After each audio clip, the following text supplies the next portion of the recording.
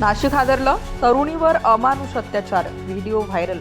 नाशिक शहरात पुन्हा एक धक्कादायक घटना। तरुणीचे हातपाय बांधून तिच्यावर अत्याचार करण्यात आला आणि त्याचा व्हिडिओ सोशल मीडियावर व्हायरल झाला आहे। गंगापूर पोलीस ठाण्यात या प्रकरणी गंभीर गुन्हा दाखल करण्यात आला असून पोलिसांकडून आरोपींचा शोध सुरू असून या प्रकरणी मी इथे गंगापूर ठिकाणी राहते।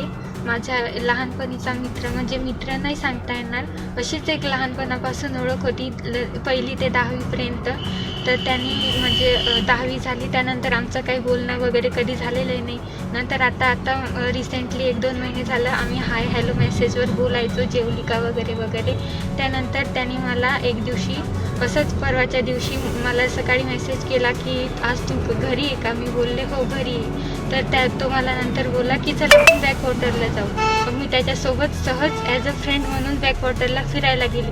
तिथं गेले, आम्ही फोटो वगैरे काढले आणि नंतर मग त्यांनी मला घरी सोडलं। मग घरी सोडलं नंतर मला त्यांनी 5 वाजता कॉल केला आणि मला बोलला की तू बाहेर ये, आपण बाहेर जायचं। मी त्याला बोलले मला बाहेर जाता येणार नाही, रात्रीच्या मला घराच्या बाहेर निघता पण येत नाही। तर तो मला बोलला तू मला काहीच कारण देऊ नको, जर तुला काही हे नसेल तर तू माझ्यासोबत येशील, म्हणजे तू मला मित्र मानत असेल तर तू येशील। मग मी बोलले ठीक आहे, म्हटलं ये तू, आपण जाऊ। तर मी त्याला बोलले म्हटलं की तुला भेटायचं असेल तर तू पब्लिक प्लेसमध्ये भेट, म्हटलं असं मला प्रायव्हेट ठिकाणी नको नेऊ म्हटलं। तर तो बोलला की ठीक आहे म्हणे, आपण पब्लिक प्लेसमध्येच भेटू।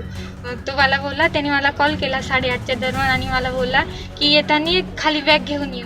म्हटलं खाली बॅगचं काय काम आहे तुला? तर तो बोलला नाही म्हणे, खाली बॅगच घेऊन। मग मी गेले। नागरिकांमध्ये संतापाची लाट उसळली आहे।